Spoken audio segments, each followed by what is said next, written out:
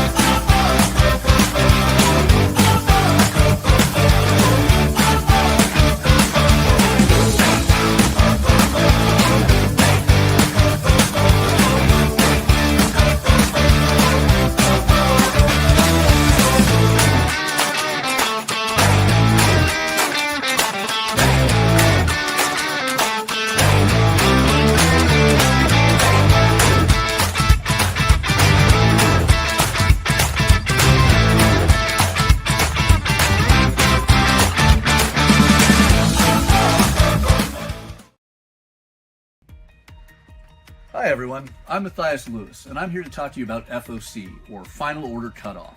It is the last chance that we, the comic retailers, have to finalize our orders for comics releasing roughly 3 to 6 weeks out from the Mondays we finalize our orders. We deal with this every Monday, but this is important to you, the consumer, because it is the perfect time to reach out to your local comic shop if you want any specific or guaranteed items. If you want the Jim Lee or Dan Mora covers of Justice League Unlimited, reach out to your local comic shop and let us know. If you want the new issue of Lilo and Stitch, this is the perfect time to tell us. Because as long as you can get us the orders before Monday at 6 p.m. Pacific Standard Time, that will give your local comic shop retailer enough time to finalize that order, adding in whatever it is you want, so they can guarantee when it releases, we have a copy set aside waiting for you.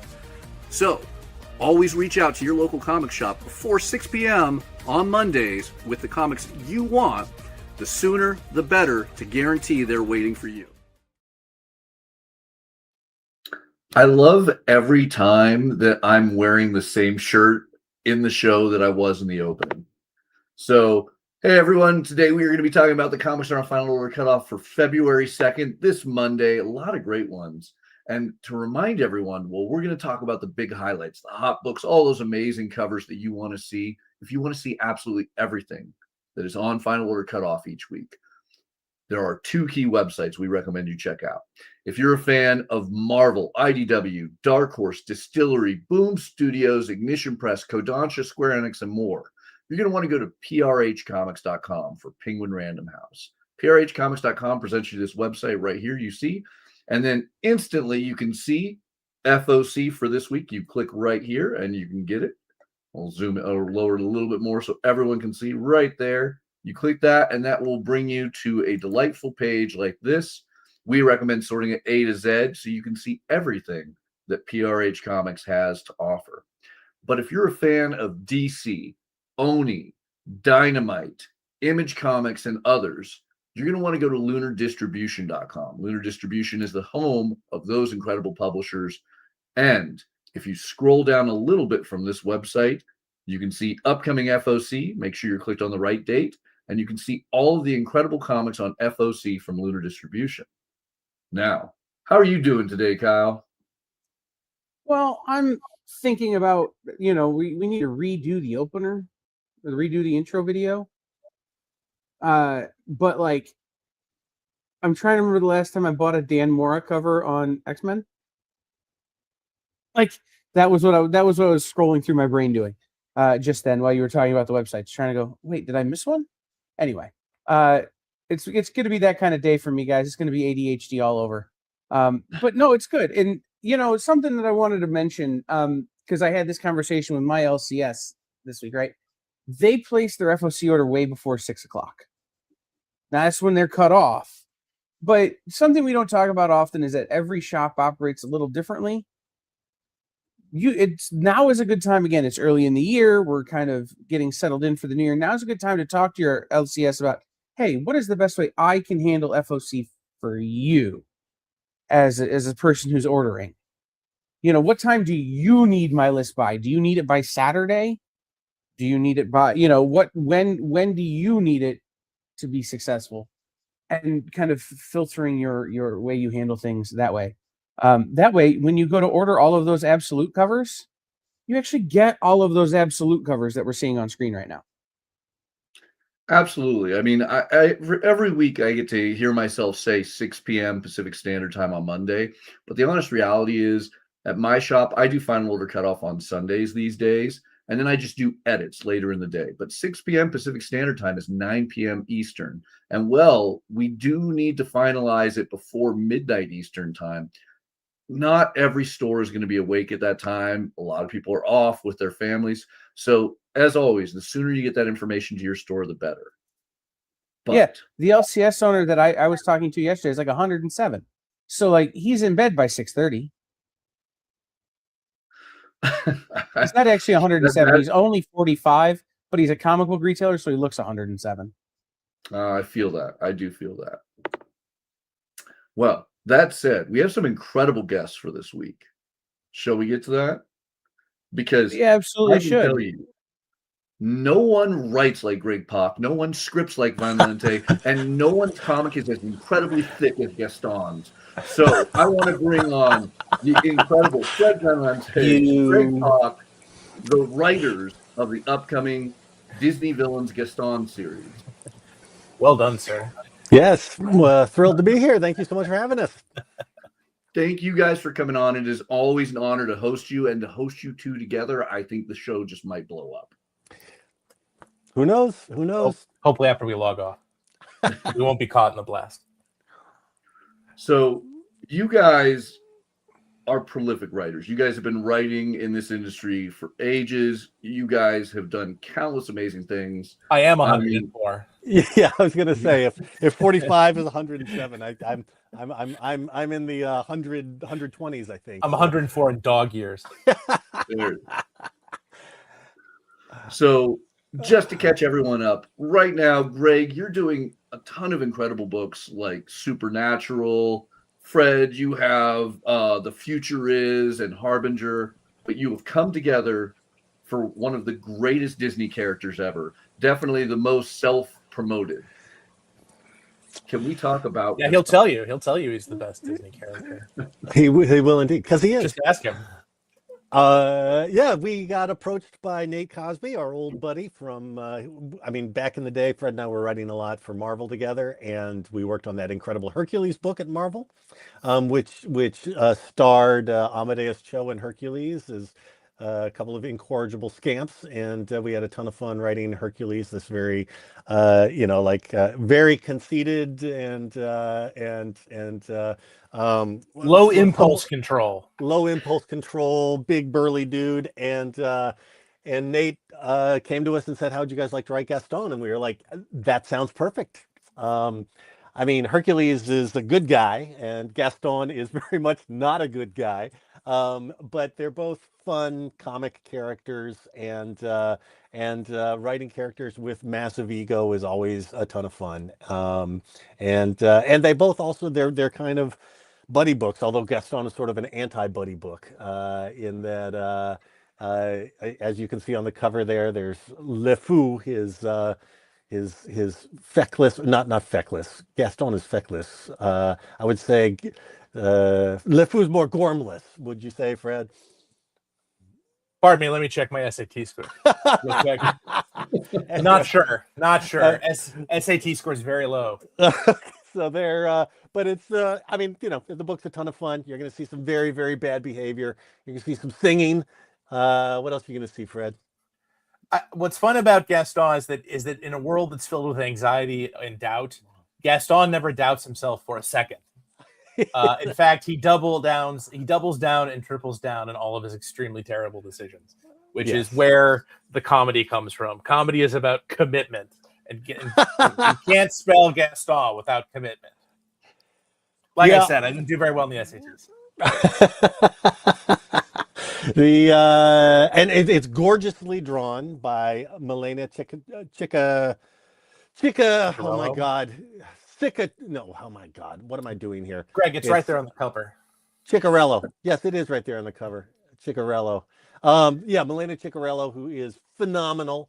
And Milena's got this great, very fluid, energetic style that totally matches the animation. I mean, I've said this before, but sometimes when artists have to do, really fairly exact likenesses, stuff can get kind of stiff. You know what I mean? Because they're trying to work in somebody else's style. But Milena's like, it's also fluid. It's also fun. It's a great all ages book about a big jerk. So don't you dare miss it. All right, so most of us have likely seen Beauty and the Beast and know of the tale of Gaston and Belle. Where does this story take place in relation to that movie? This is a prequel. This is an adventure that LeFou and Gaston go on before the events of the Beauty and the Beast, although we might sort of give a bit of an idea of how he winds up in the village that we see him at the beginning of Beauty and the Beast. You'll have to read issue 5 for that. But yeah, so the challenge was to come up with a story that was in the spirit of Beauty and the Beast without copying anything that's directly in the movie. Yep. And spoiler alert, he dies at the end of Beauty and the Beast, so it's not, we couldn't quite have it happen after. Although it's comics, we can do Zombie Gaston. Let's do Zombie Gaston next time, Fred. I mean, that would Disney zombies. I mean, they could just print money. Like, it's not even funny. Oh my God, you really just that's $100 million idea right there, Fred. And People you just like said zombies. it out loud. I feel like Disney zombies. I feel like the Disney, whoever runs the Disney IP would be about as enthusiastic about that as, believe it or not, the Marvel people were about Marvel Zombies. Nothing was more horrifying to them, pun intended, than the success of Marvel Zombies, because this was before the Disney sale, right? And they were terrified, people would freak out. Some mom would write in saying, "Why is Spider-Man eating Aunt May's face off?" So when I inherited, just quick anecdote. So I inherited Marvel Zombies from Kirkman, right? And so I did Marvel Zombies 3, and they were like, "You can't use any character that will ever be in a movie ever." They were like, "No Wolverine, no Spider-Man, no Fantastic Four, no X-Men." I was wondering why Machine Man was in that. Exactly. That's how Machine Man, fortunately and unfortunately, once Incredible Hercules became a big hit, they were like, Van Lente's the guy to send on suicide missions. Except I annoyed them by I kept surviving. Like, I kept coming back. And they're like, "God damn it." All right, what other crazy shit can we come up with to have him? Oh my God. But yeah, you did the Taskmaster book. You made I did the Taskmaster book. Yeah, yes. No, exactly. I was they gave me my helmet and bayonet and send me out against an entire tank division, and I kept coming back. They're like, This guy keeps making us money. This guy, how dare you? Grr. Yeah, Gaston's also got, we got other fun stuff. We got transformations. You're going to see Gaston as you have never seen him before. Yes, exactly. And we got magic, because it's a Disney, it's an enchanted fairy tale Disney story, fairy tale world. Yes. Different kind of magic than what you may have seen before in a Disney story. We also have a heist. With one of the fun things about Beauty and the Beast, the movie, is it's actually set unusually for a fairy tale movie in a very specific time and place. And so it was fun to play with that. And so we go to Paris, right? What does the Paris in the Beauty and the Beast world look like? Yes, we go to Versailles. Yep. Mm-hmm. Now you don't need to go to France. Just read our comic. Yeah, exactly. I'm sure French people would totally endorse that. But yeah, it's a kick in the pants. It's going to be great. It is great. And it's just listening to you guys, I'm dying of laughter over here. I can't imagine when you throw LeFou and Gaston in with that comedy. So what led to this brilliant combination of you two co-writing this? And how does that co-writing, work? Like, does somebody take Gaston and somebody take LeFou? Do you guys work together on this? Like, how does this all pan out? So what? This is the 4th title we've co-written together. Let's see. Like we did Incredible Hercules, Alpha Right. Flight, Weapon X, right, and this, and now this. Right? It is the 4. Right? It is Yeah. 4. yeah. Is that it? I feel like Well, we make pitched comics like the them. pros, but that's Oh yes, yeah. book. That's right. Yeah, I mean, we from the beginning, Fred and I mean, we got to, because I think when we first started working together, somebody was like, "Well, one of you should plot and the other should script or something," and then we got together and we're we get together, we talk through the story. We figure it out. And then one of us sits down and like hammers out the page by page, and then we split up the pages. One of us writes the first half, the other writes the second half usually, and then we just edit each other. We just send it back and forth, and we just and we're I think we're And there's also a third collaborator involved in the process, which are the fine folks at Disney, which have their Exactly. They have their own opinions about how their characters are supposed to be represented. So so this was unusual in that we basically had a fairly detailed outline because we had to get licensor approval. Yes. And then we just kind of we do halvesies, right? If you finish the previous half, you start the second half, and vice versa. Yep. I mean, every once in a while, like on some things, if one of us has a very particular affinity for the opening and the closing, sometimes we would do it that way. Like somebody would write the first 5 and last 5 pages, and the other would write the middle 10 or something. But I purposely leave the characters in a really tricky place in the middle of the issue before I turn over to Greg just to mess with him? Who can say? You can't prove it either way. To me, that's a gift. That's a gift. Give me problems. Give me more problems. Keep them on the toe. Keep them on their toes. Exactly. That's how great art happens. Not from poverty. No, poverty does not help great art. Not drugs, kids. Not drugs. Just from creative challenges. I don't know what I'm talking about, but yeah, no, it's I think the good thing about our collaboration is that from the beginning we also were both like, hey, if you make my stuff look better, do it. You know what I mean? Like very little ego involved. I would also I like collaborating with Fred because I can kind of just indulge. You know what I mean? Like I will cram 6 jokes on the page when it really should have 2 or 3, and then because I just like them, so I just put them all in, and then it's up to Fred to cut some of them if he feels like they need to be cut. Really, our job is to make more work for the other person. That's the whole scheme here. It is also actually delightful sometimes, where sometimes like, maybe you were the one who came up with a certain bit and you put it in the outline, but then the other person's the one who actually writes it, and then it comes back and it's freaking amazing, probably better than you could have written it yourself, and you're just laughing like an audience member. You know what I mean? Like, but it's an absolutely delightful process. Love it. All right. So we know this takes place before Beauty and the Beast, before Gaston is in the infamous village. Yes. What is the opening pitch? What is Gaston doing in this comic? Gaston is showing up in a town as a jerk and like lording it over and singing a song about how great he is in the pub, and then he has a conflict with a equally egotistical and buffoonish soldier of the king, and is hijinks ensue as a result. He ends up well, I don't want to spoil too much. What else should we say, Fred? Basically, Gaston gets roped into going on a mission for the king, where he's sent to track down an alchemist, this mysterious brewer of elixirs and potions, whom some of the king's advisors have it out for reasons that I'll let you discover in the book itself. Yes, but of course, every step of the way, his involvement is deepened, and his troubles increase because of his vast, untrammeled ego. And like most stupid people, Gaston thinks he's a genius. Yes. Stephen Hawking and Albert Einstein on their best days never thought they were as smart as Gaston thinks when he wakes up in the morning. And despite all evidence to the contrary.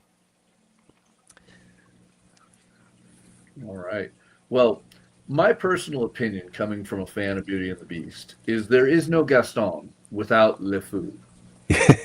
When it comes to it, Do you have a preference on who you enjoy writing more between these two characters? Well, I'd say definitely Gaston, only because he's just, when you're a dramatist, it's the active characters that are most fun. I mean, Yeah. let's face it, LeFou is in a very toxic, codependent relationship with Gaston. That if he had any friends other than Gaston, they'd be saying, "You should really drop this guy." Yes. Good for you. Yeah, LeFou really needs, Counsel. Yes, Gaston and LeFou both would benefit from therapy, and probably Lexapro in LeFou's case. Well, it's the old who's the bigger fool, the fool or the one who follows the fool? But yeah, I mean, LeFou's kind of hilarious too, because he actually, like he does this thing where he has the right idea, like he has better plans, and he will propose them, and And what's great is he's probably the only person who thinks more highly of Gaston than Gaston does. exactly. Like through his own actions and suggestions, being rejected, LeFou is constantly getting confirmation of what a clown Gaston is, but is incapable of processing that. Exactly. So it's very timely, is what I'm saying. Timeless, even perhaps. Oh man, this is amazing. So, is this going to be an ongoing, or is this a mini series? It's a fiver. It's a five-hander, as we call it in the biz. And then to be followed by Zombie Gaston as soon as we, That's right. like Zombie Disney villains as soon as we slip hallucinogenic drugs into the water supply cooler of the entire IP approval process people at Disney in Burbank. So we're going to Burbank tomorrow. Yes, You exactly. get to write into your Disney rep requesting Disney zombies. The way we're going to pitch it is we're going to write zombie on the board, and then we're going to put an S, and we're going to put $ through the S, and I think that's just going to sell it, don't you, Fred? I mean, speaking on behalf of my SAT score, I think that's a brilliant. It's great. Yes, it is. It is. Love it. So I'm excited beyond belief for Gaston. Gaston actually got pushed to be on FOC next week, actually. Oh, okay. So it is going to be on Final Order Cutoff on Monday, February 9th, the March 4th release. That means you have a whole extra week to get your orders in. Fred, we're early for once. It's amazing. I know, right?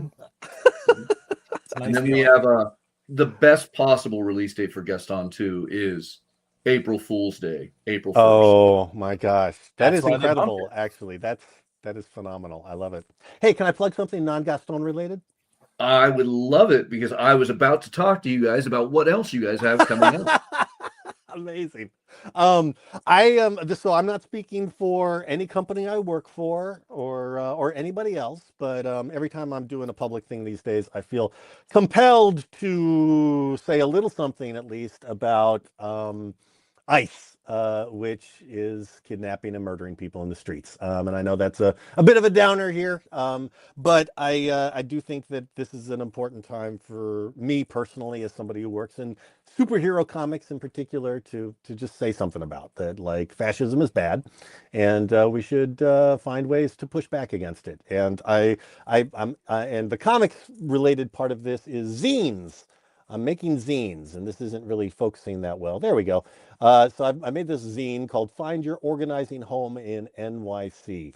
And it's just a cool little 8-page zine that talks about how you can get involved with some of the groups in your area that are actually doing things to push back. There's lots of people out there. There's always something we can do. This little zine is particular to New York, but there's stuff in there that would be helpful to anybody anywhere. And I just encourage everybody to look around, meet your neighbors, find your neighbors, and find a way to do something.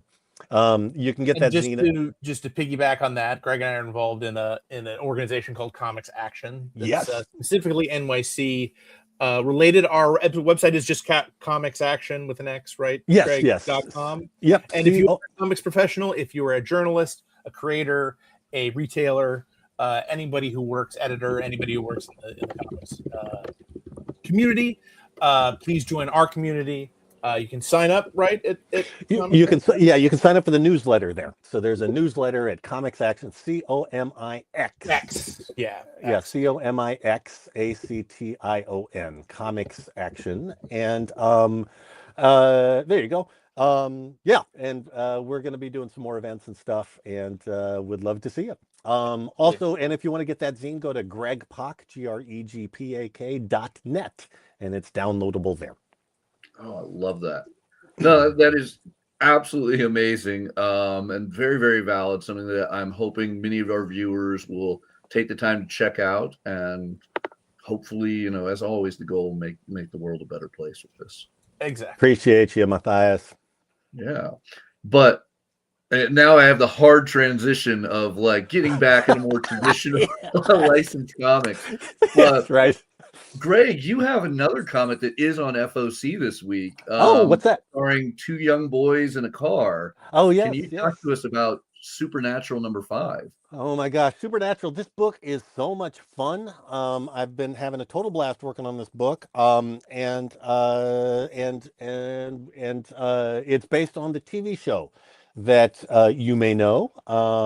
It was on for 15 years about two brothers who drive each other up the wall and hunt down creepy crawlies, all kinds of supernatural things. Our comic book series takes place sort of in the tail end of the first season. So it's in between episodes, and it's basically back during Monster of the Week time. So every issue there's some new supernatural thing that they're grappling with, and they're mostly done-in-one stories, though there is a bigger arc with a new villain that they're grappling with. And of course they're grappling with their own tragic pasts. Like their mother and Sam's girlfriend were both murdered by a demon. Spoiler alert. And they're still grappling with the emotional ramifications of that and searching for revenge and finding all these mysteries. This cover, you can see a jackalope on this cover. Yes, there are demonic jackalopes in this issue. This is also an issue with a Old West hanging judge. How does that happen in modern day? Well, you'll have to get the issue and find out. But the whole series has been a blast, and I have just been blown away by the response. People really seem to dig it. It's been a lot of fun for me personally to work on, partly because I think Fred, and I think Fred will this will resonate with Fred, because we had so much fun during that Hercules storyline because of the relationship between those two characters, Hercules and Amadeus Cho, and it was just amazing to have this chance to explore this, it's basically this, two dudes who love each other and at the same time drive each other up the wall, and same thing with these brothers. And that's just a really fun dynamic to be able to work with over multiple issues and in a lot of different ways. And so it's been a real kick. So hope you'll check it out. Supernatural. Okay. So would you say Dean is Hercules and Sam is Amadeus? It's a little, that would be kind of close in that Dean and Herc are both the sort of cockier ones. But at the same time, Amadeus and Herc are both Amadeus and Herc are both kind of Dean, right? You know what I mean? And Sam is, that's a really tough one. Amadeus and Herc were it's sort of like there's always like, well, there's the straight man, and then there's the loopy one in Incredible Hercules. They're both the loopy one. Sam's a bit more of the straight man in Supernatural, but yeah. Anyway, but I think you'll get a kick out of it if you haven't, and also you don't have to have watched the show to get into the comic. You could, it certainly can help, but we tried to do it in a way that you can jump on at any point. In fact, you can pretty much jump on any issue because it's done in a pretty compact way. Yeah, and this one is an ongoing, correct? It is. Yeah, we have not had a end date specified yet, so we're plowing along. I just turned in issue 6. I'm going to write issue 7 this weekend, actually. So please do, keep checking it out. Love it. Now, Fred, you don't have one on FOC this week, but this coming Wednesday, you have a brand new story arc starting up in your Harbinger series in Valiant Beyond.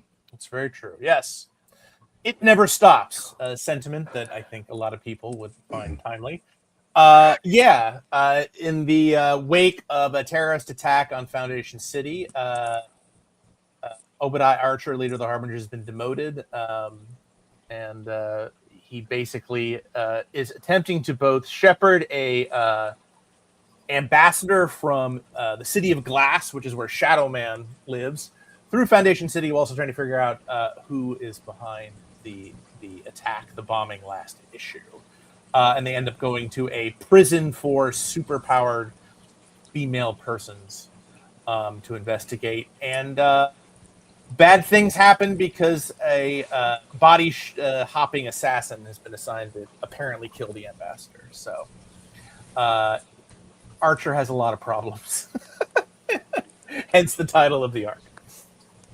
Now, Fred, you are obviously not a stranger to Valiant. You've been writing since the VEI era. Yep. Under the previous ownership of Valiant.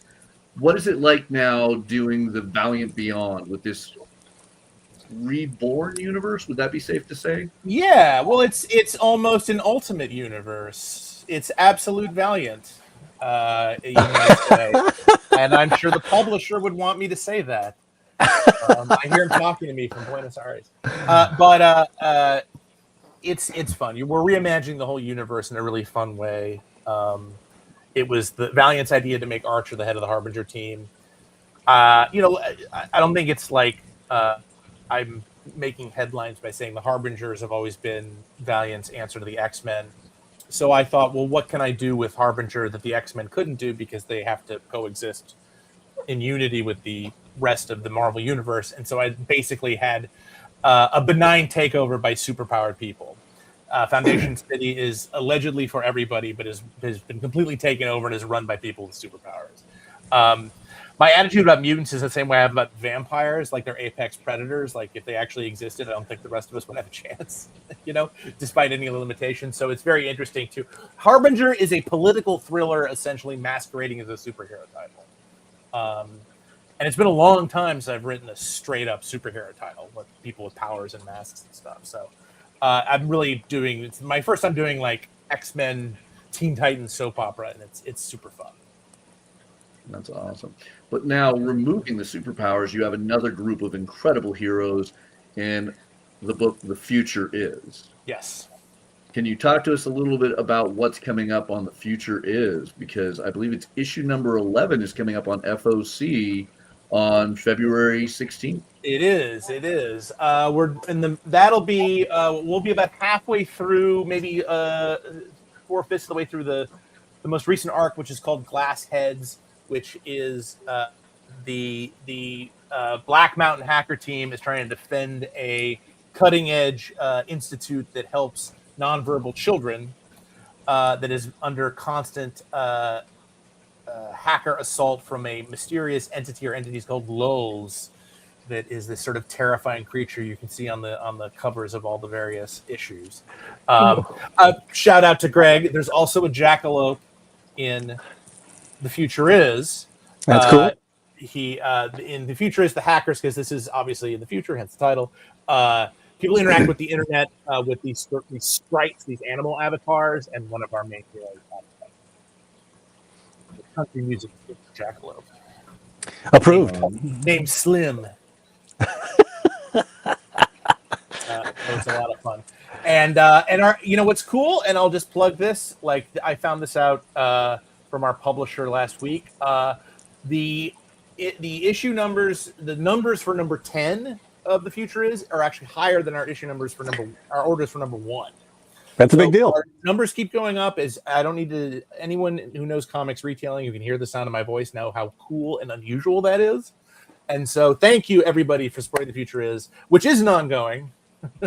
It's at least in the sense as we are committed to 60 issues, 60, and we're sticking by that. In fact, we just had a story meeting about next year's stories yesterday. That's fantastic. So we're chugging I along. love it.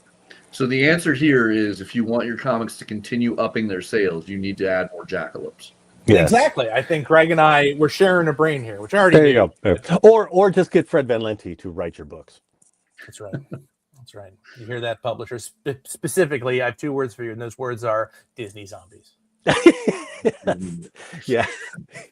That it is. I swear to God, Fred, it's just shoveling cash into your coffers. They don't have to be. They don't have to be Disney villains either. They can be zombie princesses. Yeah, They can be zombie talking animals. They can be all of the above. All zombie Bambi, man. I mean, that's. I feel that one would have to be an ongoing. I mean, even better, Bambi's dad. Zombie back. Bambi's dad. He's back. Man Zombie is in the Bambi. forest, and I don't care. I'm zombie Bambi's dad. Look out! Man, oh You yeah. mess around Oh, him, yeah. you get the horn. You get the horns from zombie. Oh my God. It writes itself. It really does. It does. It does. I feel at that point it'd be easy to get the jackalope in there. There's already a rabbit. There's horned creatures. Now I'm worried someone Disney's going to watch the show and be like, I'm just going to pass this off as my idea. Greg who? Fred who? What? No, but they will be so charmed by our That's right. obvious vibe and our incredible screen presence that they will realize that this brilliant idea cannot happen without our participation and the rich rewarding for that. We have to get by charm. Now we're in Exactly. Yeah. Right. Exactly. Well, as long as it surpasses the SAT scores. That's right. That's right. Don't look at us. I need some hackers who are fans of the Futurist to go in there and change my SAT scores. There you go. All right. So for everyone at home that wants all the updates on when you guys will finally be doing Disney Zombies, where can they find you guys online? I'm just Fred Van Lente everywhere, Blue Sky, Facebook, etc., Instagram. I am gregpock.net on Blue Sky. And I have a website. My work website is gregpock.com. And my community action blog is gregpock.net. Those are the primary places you can find me. I am on Instagram too, gregpocknet on Instagram. And Pock is spelled P-A-K. Oh yeah, it's right there under my chin. So you don't have to guess. Look, I'm pointing at it. All right, guys. So I want to remind everyone, you get an extra week. You get an extra week to get your orders into your comic shop, but let them know immediately. Let them know you need Gaston. Because who doesn't need Gaston? I can tell you, Belle needs you. There you go. Awesome. All right. Thank you guys so much for joining us. I cannot wait to read the entire run of Gaston. I cannot wait to have more jackalopes in my comics. Excellent. And I couldn't have them without you guys. So Appreciate you so much. Thank you. Take care. Yeah, and a reminder, one more big shout out. Check out comicsaction.com, as well as check out that very, very important and free to download, I believe, PDF. Yes, yeah. Oh, yeah, absolutely. The zine is free. gregpock.net. Awesome. Thank you guys so much. Thank you. Y'all take care. All right. Let's see if we can get Kyle back, because we have a lot of comics to talk about this week, don't we? Yeah, and if Gaston has half as much energy as those guys, nothing can stop him. Like, oh man, I just want to hang out with those two guys. Right, I just want to hang out with those two guys. Like, okay, we're on a serious deadline. We're gonna write, and then we spend 3 hours pitching a new origin for some character like the Wizard or something that no one's thought about in 30 years. I'll tell you, You know, I don't think my life will ever be complete now without a Disney Zombies, particularly written by those two. well, if only we knew some people who could make it happen. I do need a way to make CB Cebulski think I'm a witch. Maybe if I predict Marvel, or maybe if I predict Disney Zombies. All right. It's a long we have story. a lot of books. Let's talk. Well, we dive into Penguin Random House and its vast array of incredible comics. Remember, you can check out all these on prhcomics.com. We're talking about the books that are on FOC this Monday. February 2nd, which is crazy. We're already talking about February of 2026. Well, I But mean, it feels like it's January 364th. So I'm ready for February to be here. that's true. But the cool thing about February, not only are we going to have a vast array of amazing comics, we're going to have a second season of Disney Plus's Daredevil Born Again. And in that, Jessica Jones will be appearing. So, of course, for once, it's like Marvel plotted out their releases, and we get a brand new Jessica Jones Alias series hitting in March. But Jessica Jones is back. We have Sam Humphries writing, which I love Sam Humphries. I think he's doing a kick-ass job currently on New Avengers. We got David Mack back, the classic cover artist of Alias. And this is a mature, polybagged red band series, which means this is an adult's one. This is going to have God knows what, but can have God knows what.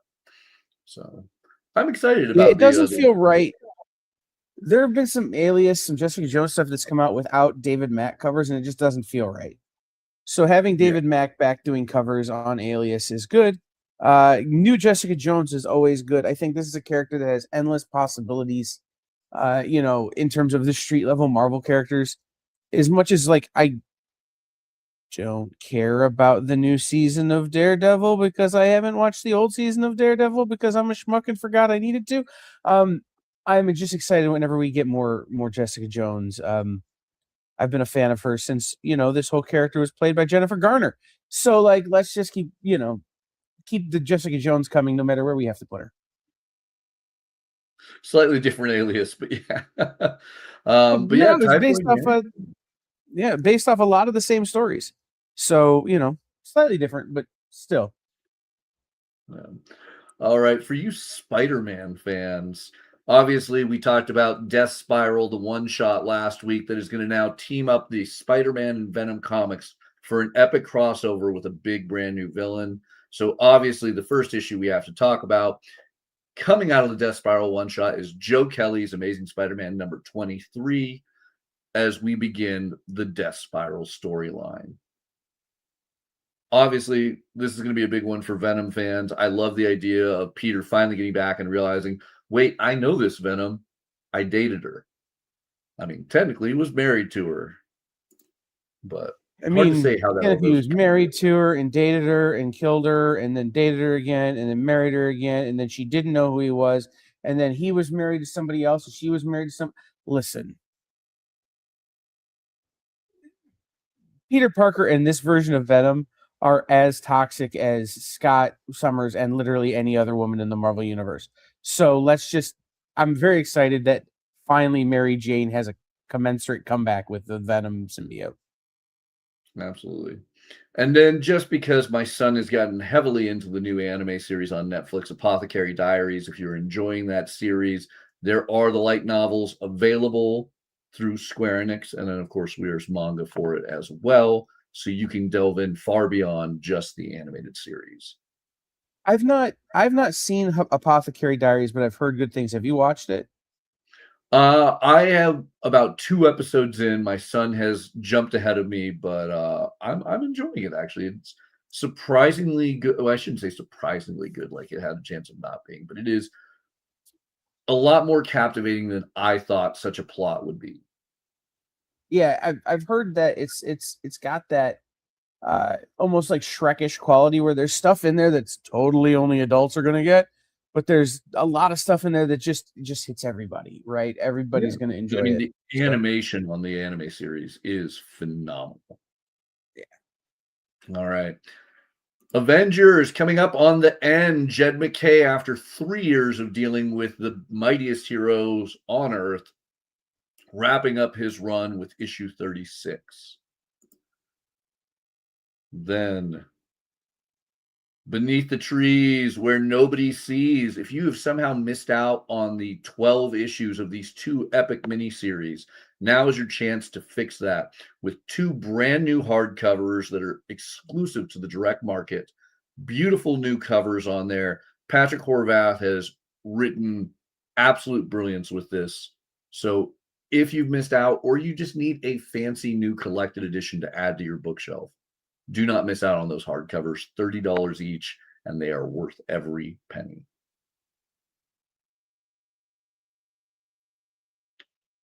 Then so many great books on there, a lot of awesome covers. I am adoring scrolling through this, and I wish we had the time to talk about everything. But the one that I want to spotlight is a new exorcism. We've already had an exorcism at 1600 pen, and there's some people who wish that that happened in real life too. But now there is a new exorcism across the pond. Yes, Hannah May Rose, or Hannah Rose May, I got it right this time. Hannah Rose May is back with her exorcism miniseries. This is now Exorcism at Buckingham Palace, because when the royal family dies unexpectedly at sea, the next in line for the throne is the least likely person to take England or the United Kingdom as a whole by charge. And it's likely someone who is going to give in to their demons before letting the sun set on the British Empire. I am very excited for this new piece. I think that the last miniseries IDW did with Exorcism at 1600 pen was phenomenal.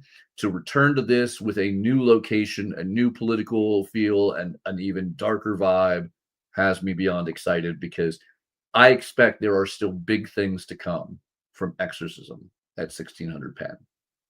Yeah, I have a little bit of a trepidation, I guess, only because I haven't seen the interiors yet. Volume 1 of Exorcism was a different artist, right? Exorcism at 1600 pen was Vanessa Del Rey art. Yes. So I loved that art. I loved the way that book looked. I'm totally interested to see the direction that Kelsey Ramsey takes it. And Kelsey Ramsey's a hell of an artist too. Like, not trying to diminish that in any way, but like, I love the first volume so much. I'm a little bit anxious about the change in artist, but I think that Kelsey Ramsey can do a hell of a job. I'm just excited to see what it looks like inside. Absolutely, yeah. That cover we have currently on screen is a Kelsey Ramsey piece, so I'm very curious. You're right; it is going to be a change, but I think it'll be a good change, because we're going from DC to London. Right. And is it just the sensibility makes more sense for this version of the Exorcism? It'd be interesting to see. Absolutely. IDW is going to continue it on, though, with some big Godzilla, because Godzilla has fought Boston. He's fought Chicago. He's fought Kansas City and Los Angeles. All of them now getting reprinted as $13 hardcovers. Not something I necessarily think we need, but if it's your city, I could see where you want the hardcover edition over a single comic. So Yeah, it looks now, kind of show, like, signed by your mayor. yeah, that would be a very unique and cool way to do it. But Godzilla is not done with his American travels. Boston, Chicago, Kansas, and LA were not enough, as he takes it now to Portland. Yes, it's Godzilla versus Stumptown, and he's going to make it Stumptown. I mean, oh, you think that's bad? You should read the solicits there, Kyle, because as they put That's it in not there, what I'm. That's not what I'm doing. That oh, they did Boston, Chicago, and Kansas, and they didn't do homages to records by those bands. I'm actually kind of shocked by it too. But look at this wonderful solicit. Oregon, more like Oregon. Rip City, more like, well, we don't even have to adjust on that one. I love the stump down into Stomp Town. So, okay, Oregon is the state. Oregon is the city where I live. Different pronunciations, different places. They come from different native root words in terms of, First Nations words. But anyway, doesn't matter. But I love that line. Oregon, more like Oregon. Well, I'm in Oregon. This is like Godzilla was there already. Well, I mean, how else did the Great Lakes get made? Godzilla got angry and dug a hole. Yeah. I am all for this. Like, we have Colleen Coover doing this amazing interiors. You have Mark Russell writing it. Like, this is going to be a fun book. This will be a funny book. I expect the dream of the 90s would be alive in this comic. If Fred Armisen doesn't show up, and what's her name from Sleater Kinney? Carrie Brownstein from Portlandia don't show up, at least like getting crushed by Godzilla, I'm going to be incredibly disappointed. Got to lean into Portland's weirdness, and I think that would be a good way to do it. Yeah, keep Portland weird or kaiju. Yeah, the part that really intrigues me. Or Godzilla's got to develop a man bun and a taste for expensive coffee. One of the two. Gauge earrings. That's the big thing. Gauge earrings. Oh, yeah. Yeah. But, you know, it's funny. We're sorry, Portland. We're not actually making fun of you. We're just trying to find a way to make it. Portland, but I'm making fun of Portland out of love. Portland doesn't want me to move there being Californian, but, you know, I will say, you know, being in Southern California and LA and everything, obviously, I love the Godzilla versus LA. I particularly love that the Godzilla versus LA issue donated money to the Los Angeles after the Los Angeles fires, which I thought was great. But I am way more hyped for Godzilla versus Portland. Yeah, and if anybody can take it down, it's the Starbucks baristas in Portland. There it is. Maybe some voodoo donuts. Ooh. So, Luciano Vecchio, the incredible artist and writer, did a online exclusive sale about Iceman. And now we are finally getting in print Iceman Omega. It is a one-shot, thick book giving us Bobby Drake reaching his Omega mutant level. So, fun one there. Vecchio doing all the writing, all the interiors. There is nothing to go wrong with that. So I don't even need to talk it up. Just look at those beautiful covers. Whether you're an Iceman fan or not, you will be by the end.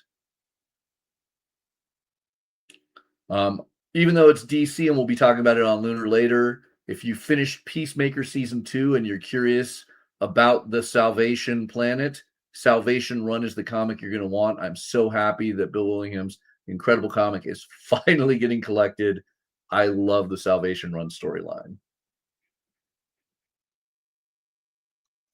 We have all sorts of amazing manga titles on there, but the manga title we're going to talk up first, Kyle's at the ready on this, is the manga Bible.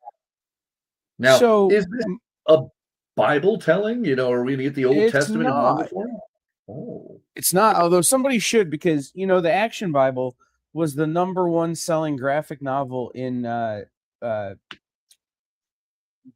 fourth quarter last year in terms of what do they call it, family access or all access, something.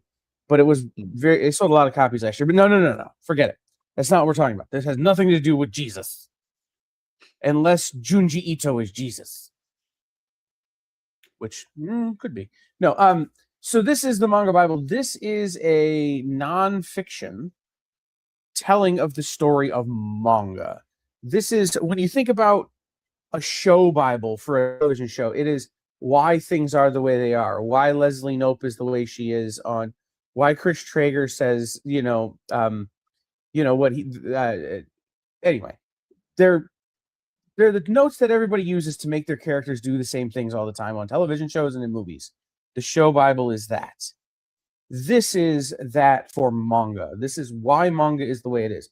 So from its ancient historical scrolls to now we have giant things that eat people, all through, to All Might, right? Like it explains why everything is the way it is, and gives you a history of manga. And so often I hear from people, retailers and otherwise, here in the US, they don't understand why kids love manga. They don't understand why manga is as popular as it is.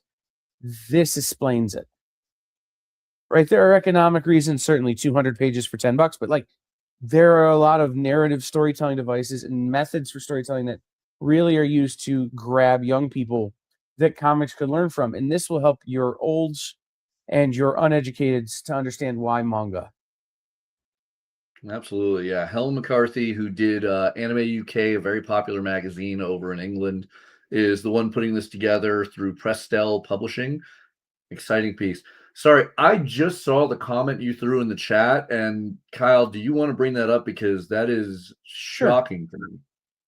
Right. So news just broke. I just got an alert on my phone. If you're a fan of Schitt's Creek or really any funny movie from the last 40 years, Beetlejuice? Second City, huh? Beetlejuice? Beetlejuice, absolutely. Catherine O'Hara has passed away just today at the age of 71. You may know her as that woman everyone thought was married to Eugene Levy, who wasn't, but also like the mom from Beetlejuice and anything with Christopher Guest. Just wonderful Feeder. actor and comedian. So thoughts and prayers to her family and fans. But the news just broke, and I thought, well, she is nerdy related because of Beetlejuice and several other movies she was in. So I thought it might be appropriate to mention here. I mean, absolutely amazing, beyond belief actress who I adore. So it is an incredible loss. So yeah, may she rest in peace. And now we have the awkward. How do we transition back to talking about manga? now we make a transition because Kyle makes a joke, and since you're in Canada, be prepared to have your flights delayed for a national day of mourning. Yeah, there we go. So as we're talking about manga, there's a number of great new manga either continuing or with new volume number ones. One of the new ones from Inklore is actually a manhwa, meaning it comes from the Korean end of sequential artwork, and it is The Makeup Remover. The Makeup Remover is about a young girl in college who is just the average looking girl. There is nothing special about her, and that is why one of the lead cosmetic makeup artists wants her to be his model so he can glam her up. But of course, as that always tends to happen in these things, it's a rom-com, and perhaps that simple face is the perfect face for him. The Makeup Remover has been a popular award-winning webcomic and now gets its first physical release from Inklore later this year. Sometimes, guys, on this show, I mention to you certain imprints, publishers, companies that I think are important to look out for, and Inklore is one of them. They are one of these companies that's really taking award-winning either digital comics, manhwa, non-traditional manga, some manga from other parts of the world other than Asia, and are bringing them and interpreting them and putting them out in the United States to both the book market and the comic book market. So they're one of those companies that you should be on the lookout for. If you see Inklore,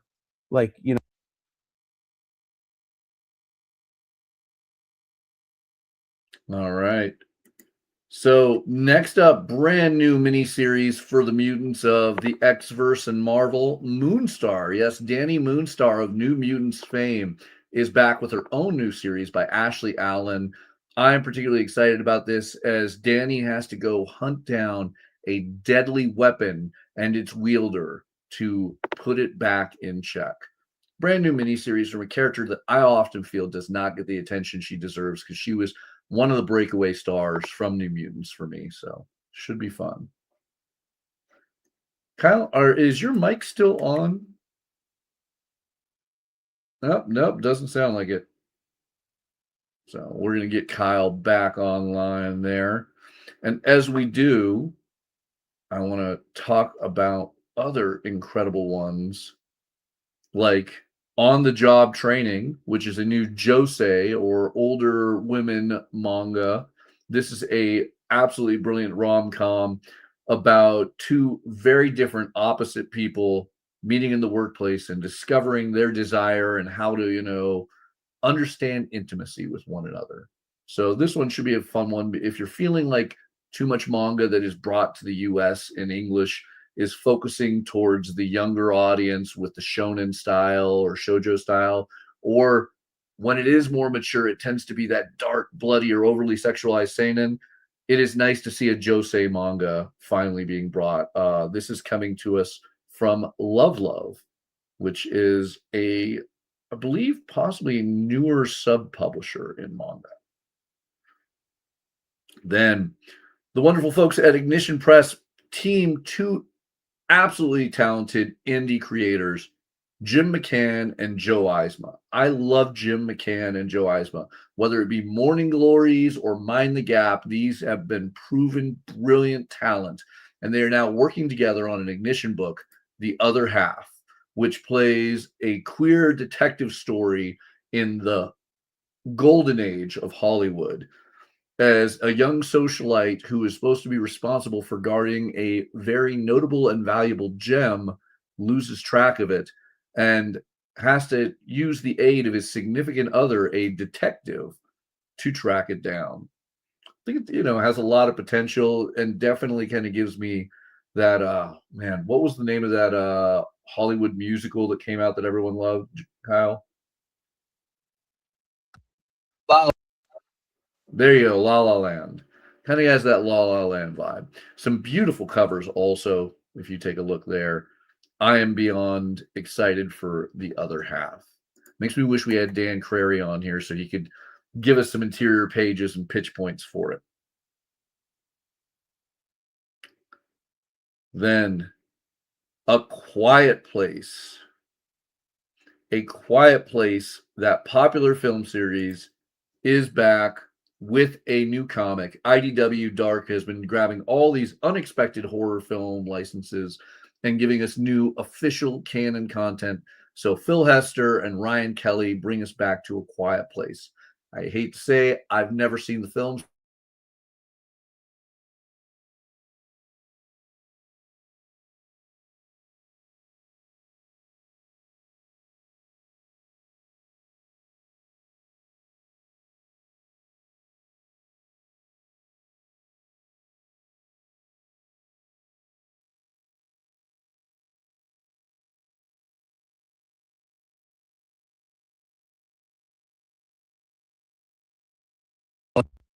All right, guys. I think we may have lost Matthias for just a second. In that weird pose, and of course my microphone's still not working quite right. So we're gonna do this. We're gonna take a minute, guys, while we wait for Matthias to unfreeze and reload. I'm gonna text him so he knows he's froze. I'm gonna remind you guys tonight, 7:00 Eastern, here on the Experience is the original art experience with Nick Barucci. Nick has some really cool, crazy good art that he will be showing on the original art show tonight. Then at 9:00 Eastern, yes, Nancy McCann will be here with Friday Night Live from Comics Unlimited. Nancy will be doing a request show as well as her normal vintage goodness. Then Sunday night at 8:00, Jay and I are doing a fun little hangout show where we are fantasy casting the DC Universe's villains. I don't care that people have already been cast as some of these villains and we know who they're going to be in forthcoming shows. We're putting somebody else in charge. So we'll be doing that. And then following that, next week, we'll have Comic Collectibles with Rex on Monday. I may be back in the middle of the day, or back on in the middle of the Monday break with a live sale. But then Best Coast Comics returns at 11:00 Monday night, 11:00 Eastern. Then on Tuesday, we have Comic Industry Insiders Live at 2:00. Then What's in the Box with Miss Jen, tomorrow's Comics Tuesday. And Kicking It with Henri, the live sales show. Then on Wednesday, Rex is back with Comic Collectibles from the Dynamic Forces again. And I will be back with new comics processed and a brand new live sale on Tuesday. Then on Wednesday, sorry. Then on Thursday, we'll have Minutes to Skim It, or we'll have What's in the Box with Miss Jen, the Geek Chat with Beardy Rich and Beardy Des, and then Sketch Up with Mel and Mog, which is a live art drawing show. Then again, a week from Friday, Matthias and I will be right back here doing FOC again with you all. So that's how the week goes, guys. We do have some new shows that we're trying to get launched and we're trying to get ready to go. And hopefully those will be ready sooner rather than later. But in the meantime, make sure you tune into all of the shows we have. And if you're looking for a way to be supportive of the experience, and you're over on YouTube, you can become a member of the experience, which is less than the cost of a single issue comic a month. You can have a passive way of supporting us here at the EXP so we keep doing what we're doing. So that's really super helpful. In the meantime, what I'm going to do, because while we wait for Matthias to get back, is I am going to share my screen, and we're going to keep working through Penguin. I'm going to share my screen. We're going to keep working through Penguin.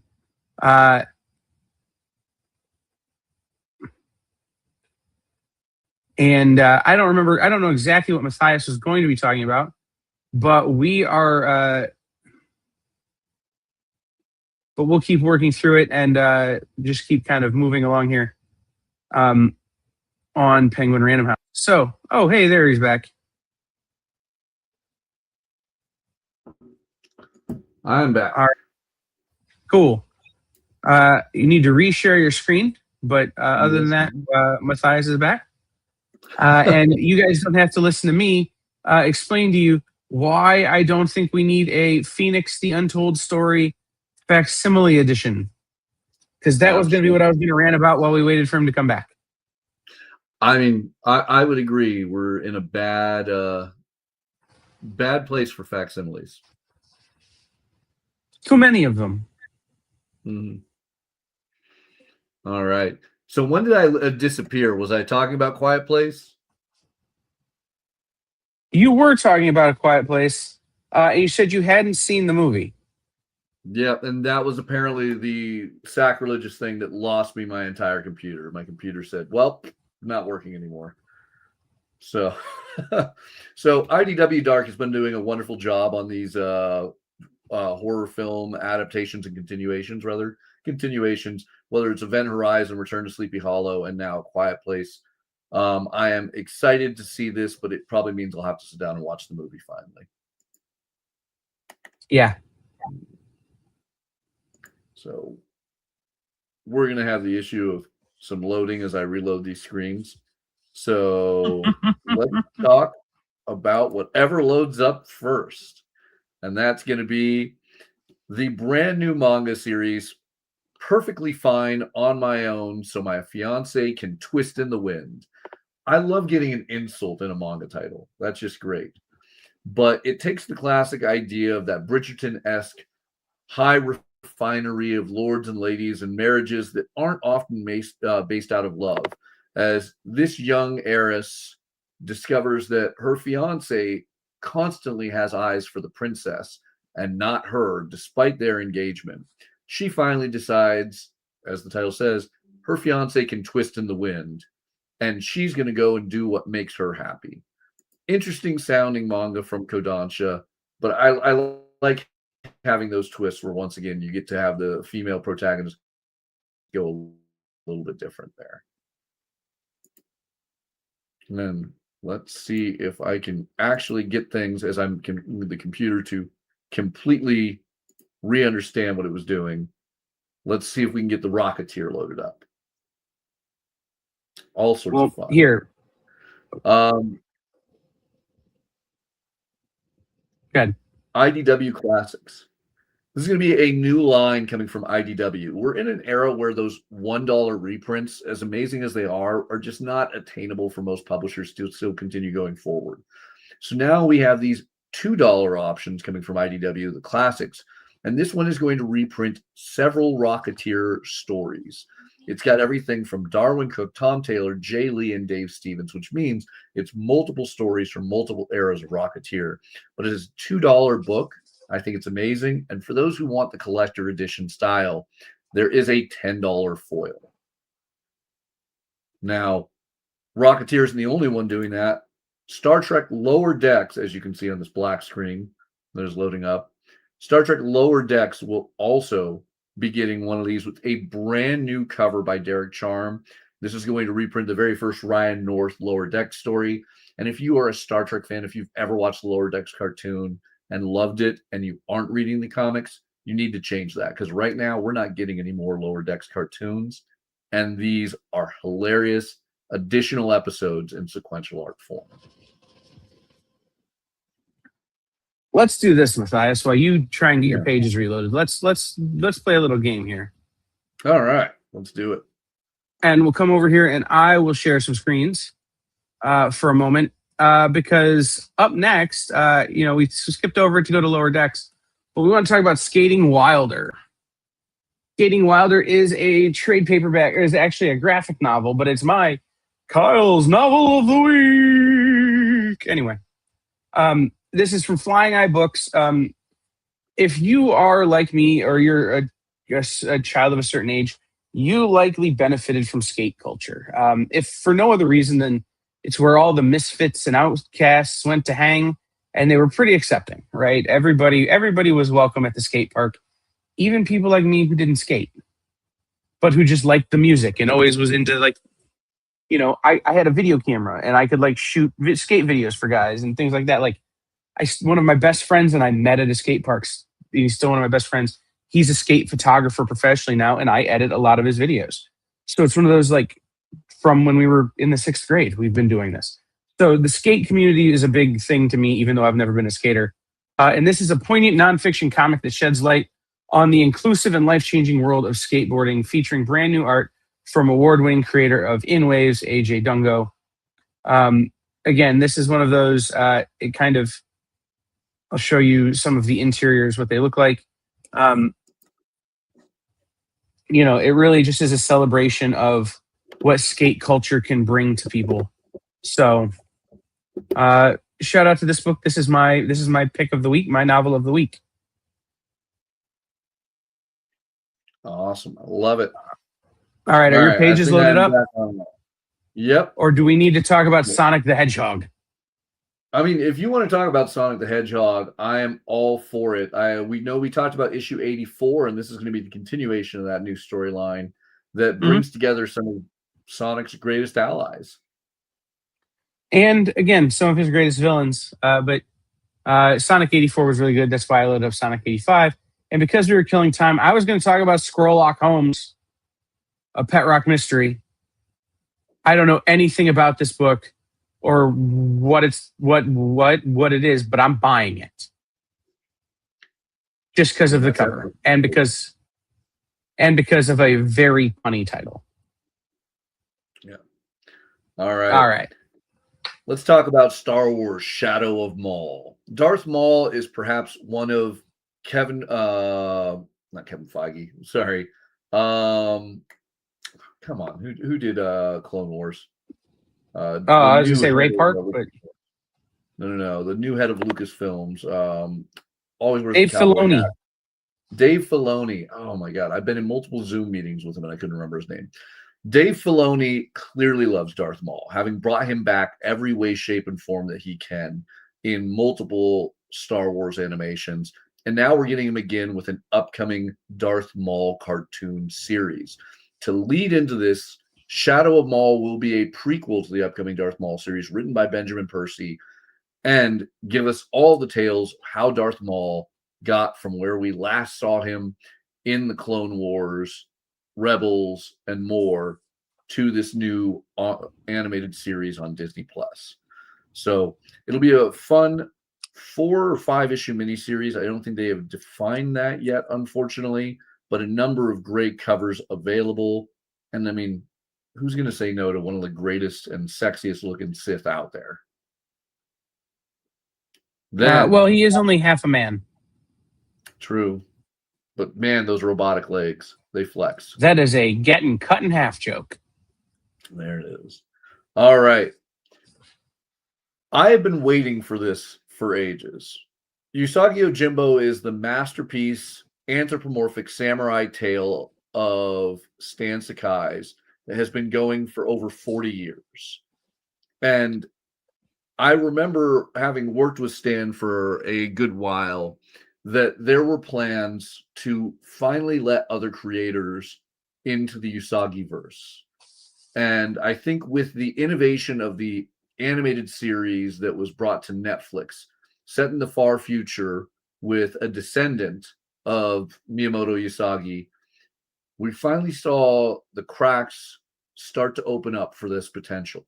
Now, finally, thanks to Zach Rosenberg and Jared Cullum, we're going to see a new take on Usagi in the most 1980s form possible. Usagi Yojimbo Kaito 84 deals with Kaito Usagi, one of the descendants of Miyamoto Usagi in 1980s Japan. and this just screams amazing martial arts flick if I ever saw one. I cannot wait to see 80s culture with the anthropomorphic fun of the Usagi-verse. This is going to be a brand new miniseries, some absolutely ridiculous and amazing covers. This is going to be fun. Then, in one of the more ridiculous manga titles for the week, when a clueless first-person shooter player falls into another world, I had to laugh a little bit because who defines themselves by one game genre? I mean, I think that Kyle or myself could arguably be a first-person shooter player because at some point in our lives, I would lay odds both of us had played it. Yet, I prefer them. This manga has an interesting concept. While a young man is playing an FPS, his character falls off the edge of the map. And rather than simply getting game over, he is arguably isekai'd into another world of sword, shield, magic, and fantasy. Except he's still got his first-person shooter gear. And while everyone mocks him in this new world as being a dud, non-magical, suddenly he can show them with his firearm, he still can beat the greatest magician. But what happens when you come to that fantasy world with arms but no extra ammo? It's actually an interesting concept. I'm not going to lie. Like, I've always joked about the idea of you could travel back in time with a gun, just how much would you be seen as a god until you run out of ammo? And somebody finally got the idea to make this into a manga. I'm very curious about it. Well, it's funny. We were talking about the other week we had Brett Bean on, and we kind of mentioned Dungeon Crawler Carl and how Brett is doing some of the art on that forthcoming comic, Dungeon Crawler Carl Crocodile. Well, I had just started listening to the audiobook version of Dungeon Crawler Carl. And that's actually something they investigate in that book where, these warriors from an army come into the dungeon, but they don't have any more ammo than they had on them. And how long does that actually help you?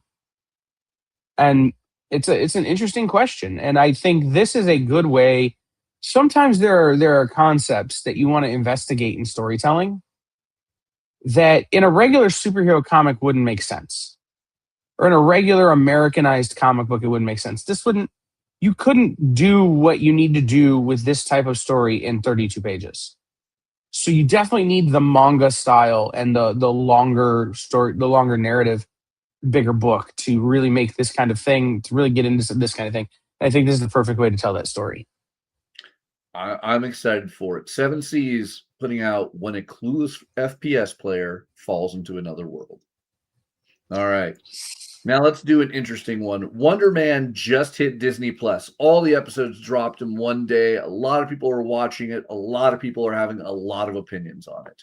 But one thing I can certainly tell you, the return of a Wonder Man comic, about a month and a half too late, is going to be interesting because it's that reminder that the Wonder Man of comics is not the Wonder Man of the MCU.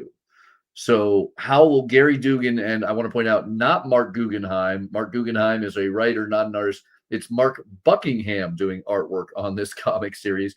How will Gary Dugan and Mark Buckingham revive Wonder Man in a relevant way? Now, the interesting thing is Gary is a brilliant writer, and he is a man who knows Hollywood. So expect this to be a love letter to Hollywood as well as the history of Wonder Man. But also do not expect this to be remotely related to the Disney Plus series. Yeah, I think Jerry Duggan and the people working on this book are going to lean into maybe conceptually similar stories, where again it is this whole it's Hollywood, and unless you live in California or specifically in Hollywood, you think Hollywood's a little weird. I think they'll probably lean into that.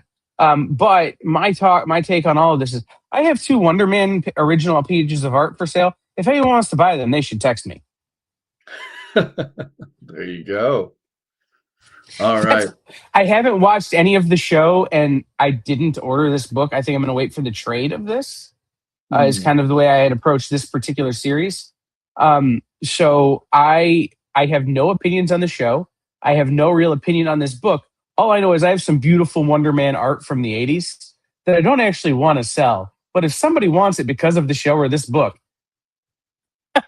you know, like There it is. There's your if you can't, opportunity.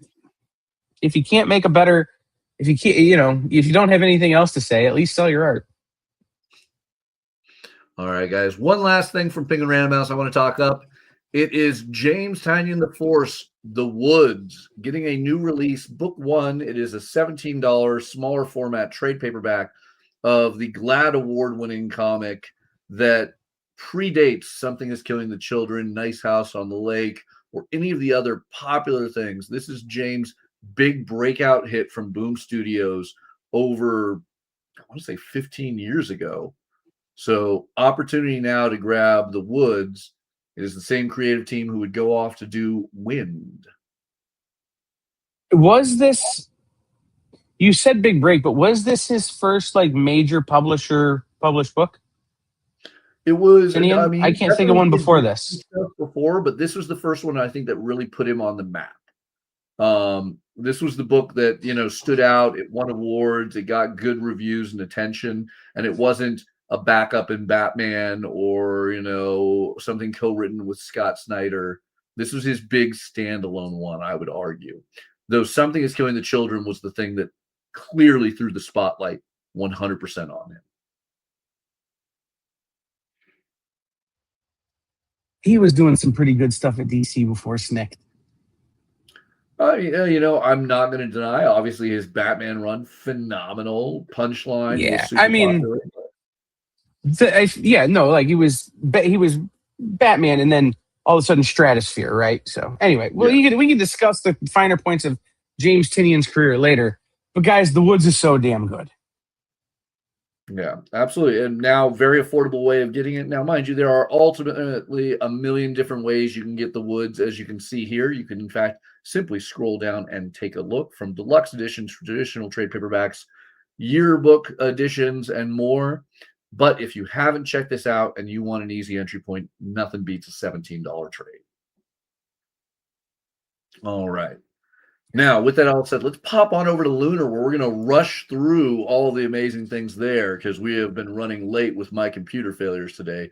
LunarDistribution.com will get you this wonderful distributor where you will scroll on down to upcoming FOC. Make sure you're right on the right date, and you'll know because it is absolutely full of absolute titles this week, from Absolute Flash, Absolute Martian Manhunter, and Absolute Wonder Woman. All great. Do we need to sell anyone any absolutes anymore?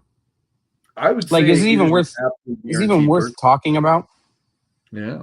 Like, well, it's one of those things. Like, if this far in, you still need us to convince you to order absolute, I would like to visit your cave.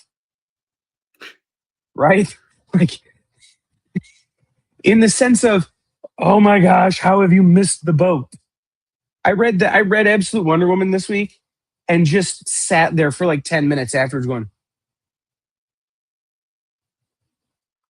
it's so good. I can't even, like, words do not describe how good Absolute is right now. Now, I'll tell you, if you didn't put a pre-order in at your local shop for Absolute Batman 17, go beg them for a reorder. It is a must-own. So, as far as more facsimiles, the things we probably don't need more of in this industry, Action Comics 419, the first appearance of Human Target, gets a reprint. And because I know Kyle will hit me if I don't load this up, look at this delightful cover of Archie and Friends 20, our space adventures with Jughead. I want that helmet. I want, like, if anybody knows how to make a replica of the Jughead space helmet with the crown, let him know. He might trade you a Wonder Man page for it. I'd trade you more than that. You want my firstborn? Assorted Crises Event 8. I couldn't tell you what happened there, but this thing has blown up on the aftermarket, becoming a $35+ book already just 2 weeks after release. So a second printing is on the way now to get you that. Done with that ever so wonderful new style print. A fun one for you Avatar fans, the Ephemera kit. Now, ephemera, if you're familiar, are things that you kind of live in the moment type of, temporary things.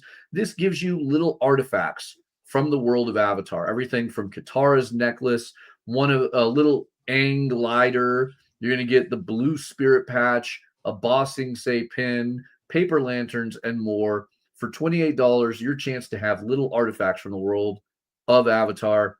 I can't imagine why you wouldn't want this. Now, here's a big one. We all know that Absolute Batman 14 blew up for introducing us to the Absolute Joker, a horrifyingly monstrous depiction of the Joker. And I guess Matt Fraction got jealous and decided he was going to bring a new take on the Joker to the main universe Batman with Batman #7. Take a look at your first glances of the new take on Joker, the reintroduction of Joker, as they put it, as you've never seen him before. I mean, all these haunting images. I trust Matt Fraction, but I am so fearful of the idea of redoing a classic character. I don't know how I feel on this. I have a theory. This is the beginning of how the Joker becomes the absolute Joker. We're going to find out that the universes are more connected than we thought. Interesting. It's definitely a hot take. I just think that it's entirely possible that Matt Fraction has seen the success there. That DC is going, well, what if we tried to maybe have some pass through, right? Like, what if we try to integrate some characters that are in our main universe that actually have made it through into the absolute universe too, and we have to create those characters somehow. And I think it would be a smart idea. But can we talk about the Lyrics Lee cover? Yes. Just for a minute. The Women's History Month, Women's History Day cover. Mathias was all about the pumpkin spicy, we got to have jacked Nightwing without a shirt on the cover. This is the kind of book that I want, right? Like a take on a fantastic retro costume done by an incredible artist in Lyrics Lee. Just a different look on a Batman celebrating Women's History Month. Absolutely. And there's a couple incredible ones on FOC this week. True. All right. A lot of great trade paperbacks, as you can see, with Booster Gold and the Chip Zdarsky Batman Omnibus coming out. One I got to take a moment for is to talk up Comics the Magazine, the spiritual successor of Zdarsky's Comic News, and very different from Comic Shop News, which you see there. Comics the Magazine is going to attempt to be the new Wizard magazine. It is, I think, mislabeled in here as being a 32-page, but it is a oversized. Do you have the page count right there? It just jumped to 42 or 42 pages. Yeah. It just jumped. It was originally solicited at 32, and then with some interviews, with some new sponsorships, with some new other things coming in, they were able to expand the page count to give you more information. Yet still the very affordable $2.99 price tag. Here's the thing that I want to say. You guys can see it on screen right now. This is the worst solicitation ever. I'm just going to be blunt. It is the worst solicitation ever. It does not tell you what's in it. It even confuses you with all these question marks of asking, is this going to be in there or is not? I reached out and talked with the incredible Gabe Yoakum over at Prana and the Comics Magazine, and he gave me a proper rundown. Let me look inside. And I will say, well, initially, this solicit did nothing for me. This solicit did nothing for a large amount of my customers. Looking at the magazine, it is phenomenal. So I have to eat any words I've said in person or on this stream before. The magazine looks amazing. It's going to have proper interviews, lengthy interviews with details that you want, exclusive looks at Absolute Batman. There is a proper price guide, not a price guide like the old Wizard magazine or Michael M. Overstreet. It is a price guide of relevant information for you as a comic collector or fan. It is going to have some original stories. It fails to state this in the solicitation, but you're going to get brand new pages of Chew by John Layman and Rob Guillory to continue the story, the first that they've done in years. So if you're a Chew fan, this is a must read. I told you, Matthias, I wasn't going to talk about this, but I feel like there needs to be a little bit here transparency. I get to see and know a lot about CTM before other people, just because of situations with shows here on the experience. The way solicitation has to go into these people, to these distributors, it goes in very early sometimes, and like was the some of the stuff that is in issue 1 wasn't finalized until after we had to put solicitation in. So after they had to put solicitation in. So was the Rob Guillory, was the Chew stuff going to debut in this issue? Not at first, and then it was able to, and then but solicitation was already in. The price guide is one of those things that wasn't sure it was going to be ready. There's a lot of issue 1, you got to have a little bit of faith. And then issue 2 is going to blow your damn mind. Yeah. So yeah. I gotta watch quickly. I can literally blow up right now on this. Yeah. I still would say this is a massive failure of hyperbole for solicitation, but I think me and Kyle can both agree, having looked through this, the contents of this magazine is amazing. So please, any hesitation you have, just do your best to ignore it for a moment, because as people who have read, through this first magazine, it is incredible. You will enjoy it. You will want it. If you're a retailer, you are probably not ordering enough on it, because I can honestly tell you, earlier this week, I thought maybe I'd order 25 at the most if you put a gun to my head. And now, no gun to my head, having looked through it, this is going to get a triple figure order from me. I think anyone who likes absolute titles is going to want to grab this. Anyone who ever read Chew is going to want to grab this. Anyone who used to like Wizard Magazine is probably going to appreciate this. And while it's easy to say, look, I can go online and there's a number of comic news websites, podcasts, and more where I can get free interviews, read news. I can find price guides, online. I can check eBay.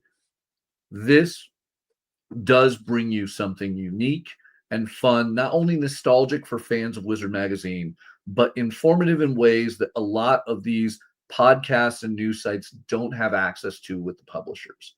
So I eat my words. This looks incredible and I think has great potential.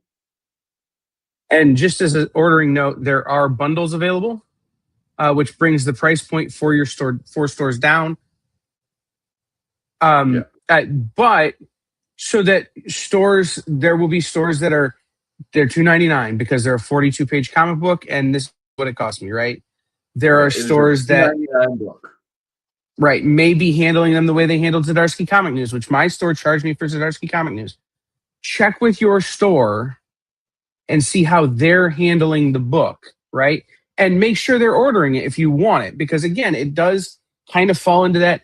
Do we order Marvel Previews catalogs? Do we order the Dynamite Direct? Do we order? This is one of those things that if you want it, make sure your shop is ordering it and find out how they're going to handle it.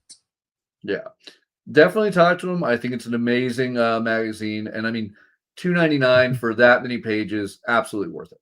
Absolutely worth it. Yeah, and that's exactly it, right? They wanted to make it big enough content that it would be worth it for the price if you were paying full price. If your store is handling it differently, they wanted it to still be a good value for your store. So that is one of those products that, like when we talked last week about the Please Inquire products, right? Stores are going to have to handle it the way that works for the store. Make sure you're aware before you go in expecting one thing and get something else. Yeah. So absolutely fun.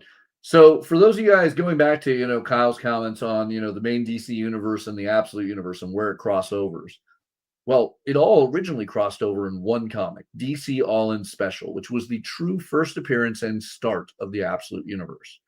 Now, to tie in with DC KO, we're getting reprints of a lot of those key issues, like the DC All-In Special getting its 3rd printing, which has the first introduction of the Absolute universe, as you can see with our Absolute characters up here.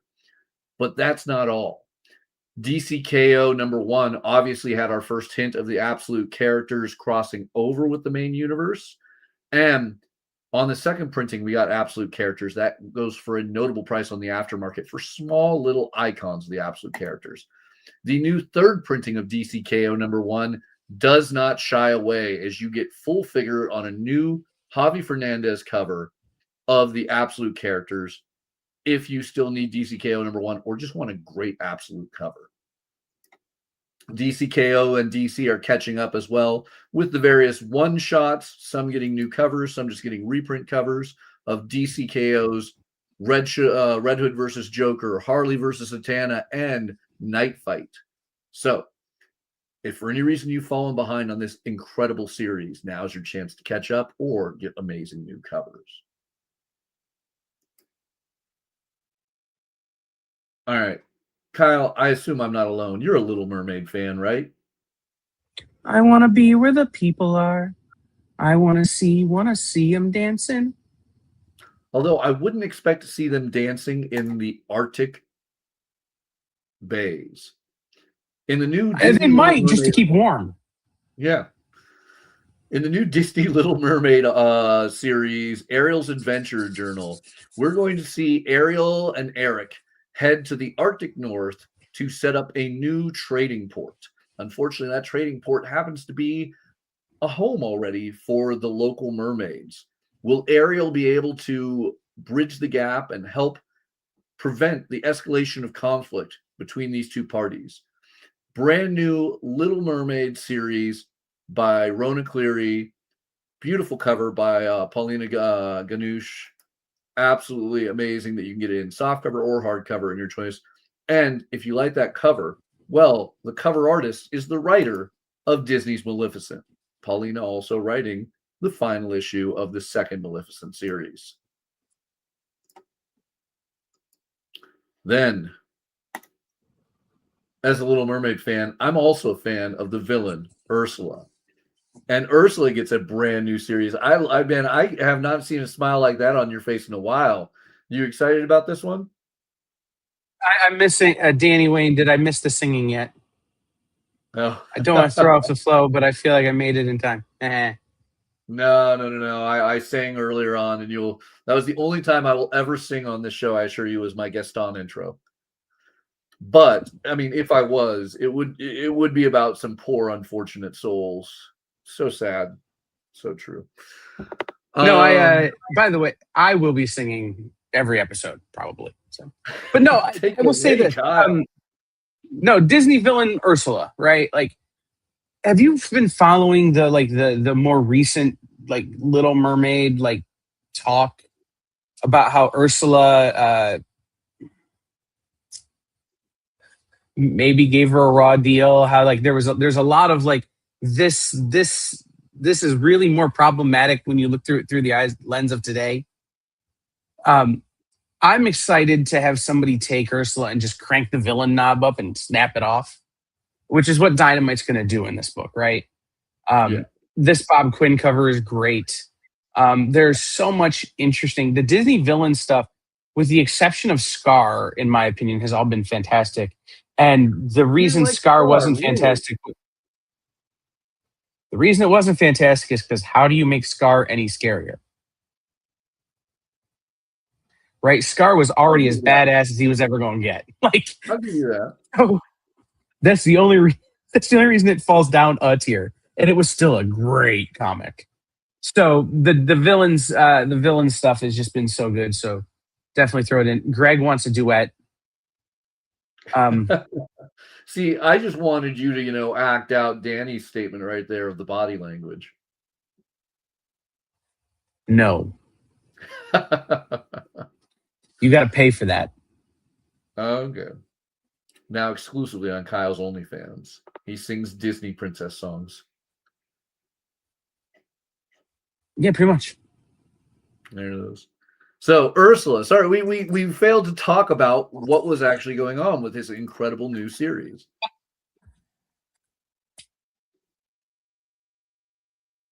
Go for it. Oh, I thought you were going to do it. Okay, so Ursula is going to be a prequel prior to the Little Mermaid film, prior to Ursula being stuck, simply trading wishes to these poor, unfortunate souls. Ursula was one of the 7 sea witches and gives a grand, massive new mythos to the character that truly drives me more into desiring this. Now, mind you, we've had some wonderful Ursula prequels. Dark Horse had a great Ursula miniseries, but this is going to be a very fun new take that is going to add a lot more lore and give us a lot of opportunity to have new tales featuring not only Ursula, but Triton and others in the Little Mermaid universe over at Dynamite. So stunning covers featuring our tentacled villainess. So making sure that you take a look and see which one you want. But with cover artists like Mirka Andolfo, Jay Lee, and others, there is no failure on this. Then the big one for me that we got to talk about is the absolutes. As Kyle said, I shouldn't have to sell anyone. I would be shocked if there's any store out there that still has any of the 3 absolute hardcovers still in stock. Because if you did, it's not because you ordered perfect. It's because you over-ordered, because there's no such thing as ordering perfect on the absolute. Everyone is not ordering enough, is the simple rule. No one can figure out what the ceiling is on the absolute titles. So I am excited to not only see the absolute Batman, Superman, and Wonder Woman hardcovers back in print, they're going to have free Comic Book Day exclusive covers featuring the stunning Jim Lee artwork of our absolute trinity. So if you don't have it, or you're an idiot like me and have it a million different ways and still need more, get your pre-orders to your shop. On most free Comic Book Day things, I would not advise asking your store to specifically pre-order you one. It is talk to your store and see how they're going to handle free Comic Book Day, because free Comic Book Day is not free for the comic shops. They are purchasing the comics they give away to you guys. But in the case of these free Comic Book Day hardcovers, these have a traditional MSRP on them. They have a notable cost to your stores. But if you let your store know you want the absolute Batman, absolute Superman, or absolute Wonder Woman hardcovers, I guarantee you they will be absolutely happy to order them for you. And let me stress again, if you're not reading Absolute Wonder Woman, it is the best of the Trinity.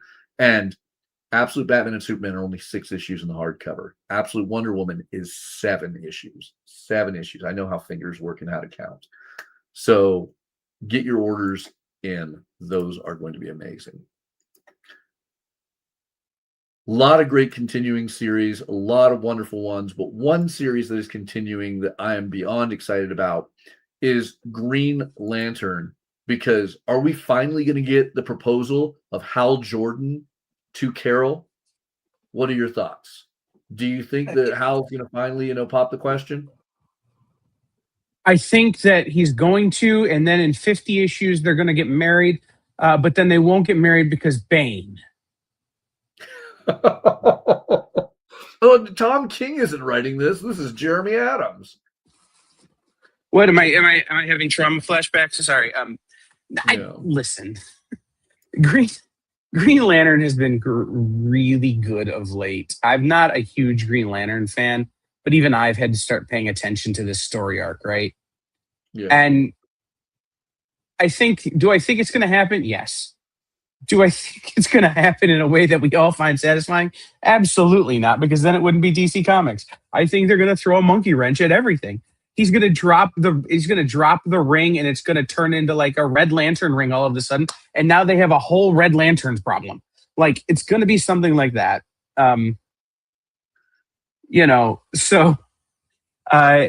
Because that's how DC likes to mess with us right when we fall in love with a couple. So I like how that's how I Greg expect is this to go. defending Tom King in the comments, like Tom needs defense, because Tom knows what he does. He's here to break my heart. He's here to break Catwoman's heart, Bruce's heart, and my heart. I've read, Mr. Miracle. I've read Strange Adventures. I've read enough Tom King to know that his goal is to make me cry, whether it's through unexpected lack of weddings and nuptials or through just tragic storytelling. Tom King is a brilliant writer. And look, no matter how brilliant he is, I can't forgive him for it. Look, and I still sold a ton of copies of that book. I'm not at all angry about how that went. I'm just saying, yeah, there was some definite trauma-related flashbacks that comes anytime somebody in the DC universe is about to get engaged or married. All I'm saying. All right. I want to point out whether or not they get engaged in this issue. Green Lantern 32 is the penultimate issue before we hit the big 600 return to legacy numbering for Green Lantern. And that's I'm a big Green Lantern fan. I actually own every Green Lantern issue from the Silver Age on up. And I didn't realize we're nearly at 600. So that's kind of cool to have. All sorts of fun. Yeah. Harley Quinn, perhaps taking a new love, perhaps just teasing us all on the cover. It's kind of funny, though, when you have Althea on the cover, on so many covers with Harley, but the Valentine's Day cover is still Harley and Ivy. There's a statement right there for you.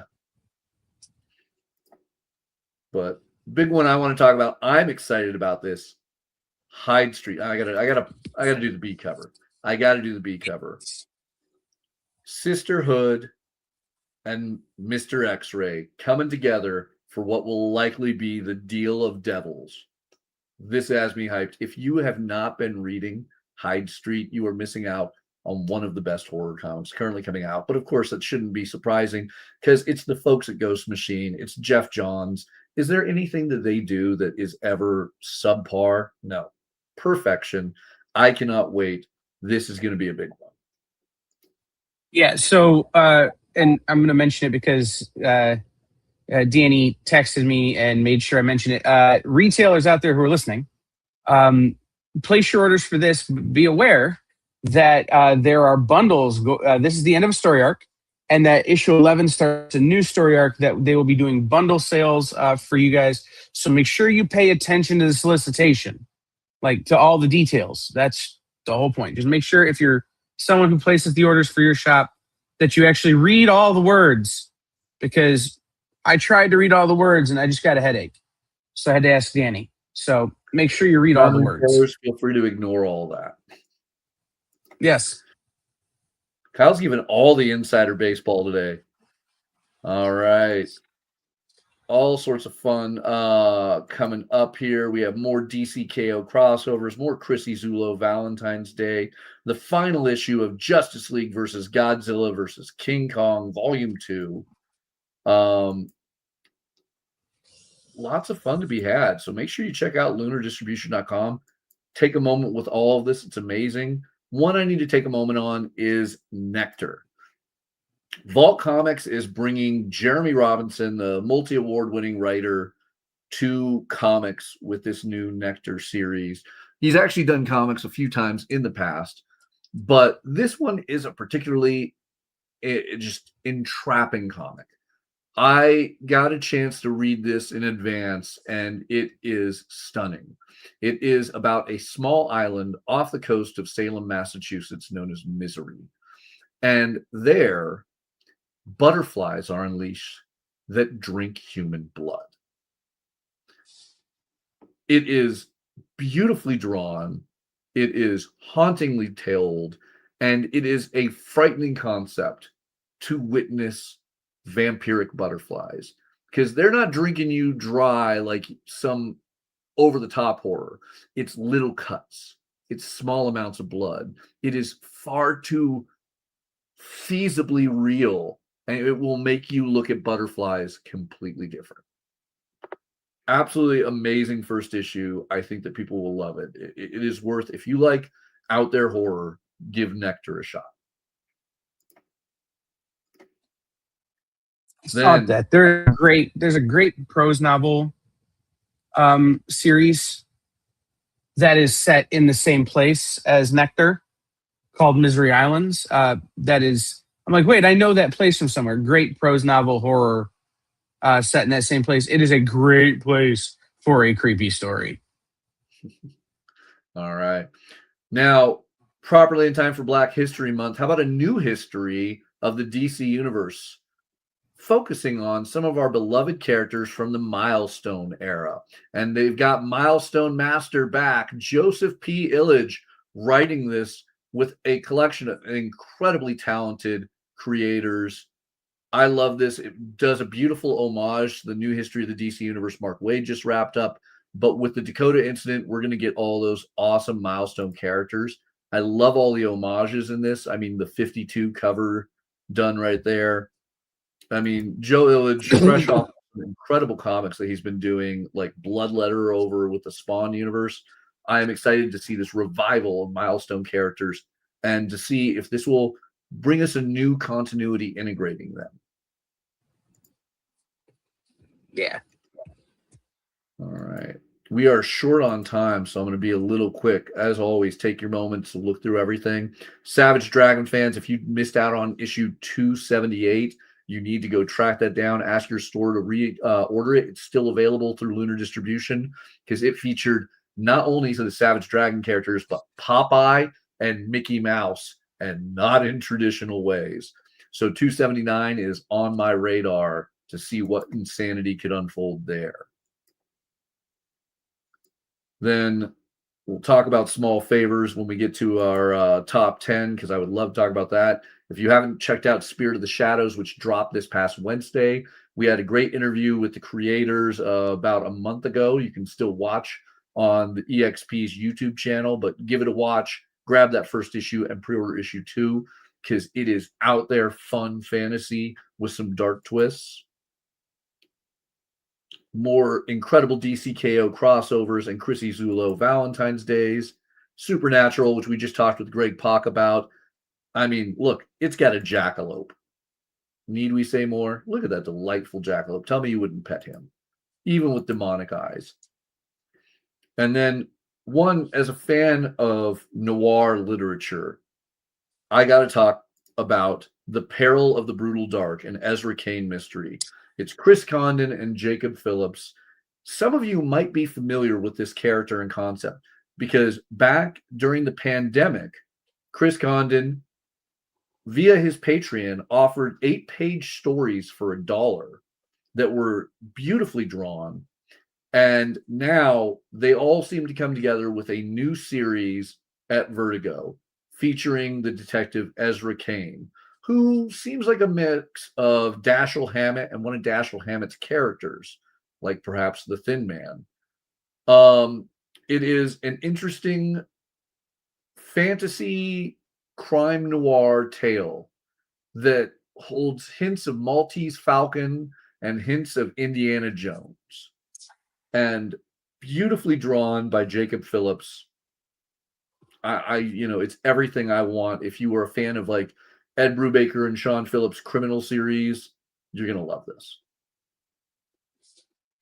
Very excited for this. And again, there's everything that they've done so far with Vertigo, with the exception of making the guy on the cover of last week's Vertigo book look vaguely like Constantine and confusing me until I read the book, has been super exciting, and I'm really happy that it's back.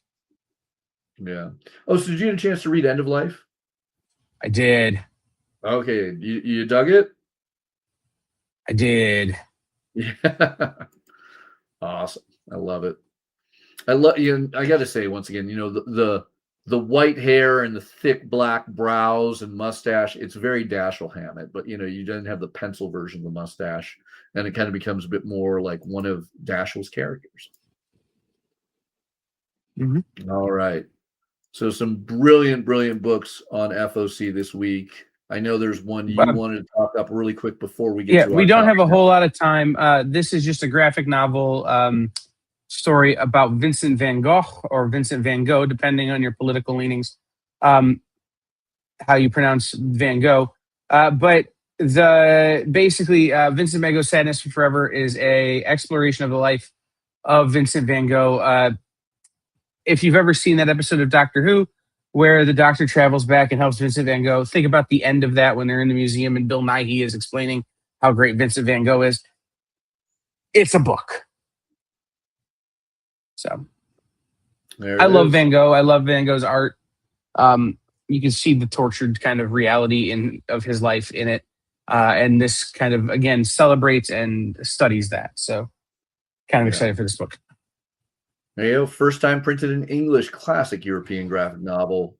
Grab it now. So with that, I think it's time we cut away to our top 10. All right. I'm going to have to pull my notes up because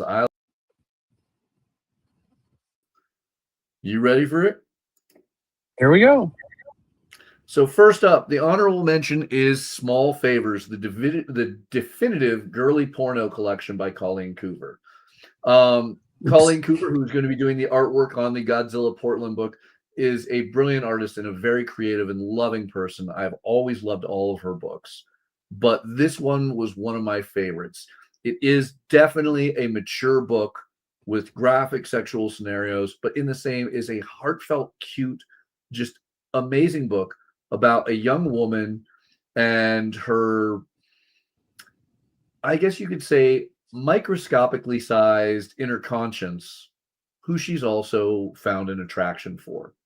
It is, if you could do mature girl or mature lesbian Archie tales, this would be it. But I've loved it. I'm glad that Oni is finally bringing it back for definitive trade paperback. If you haven't already read it, well worth it. Then we talked it up a fair bit. Number 10 is Comics the Magazine. It earned its place in the top 10. Like I said, it made me eat my words.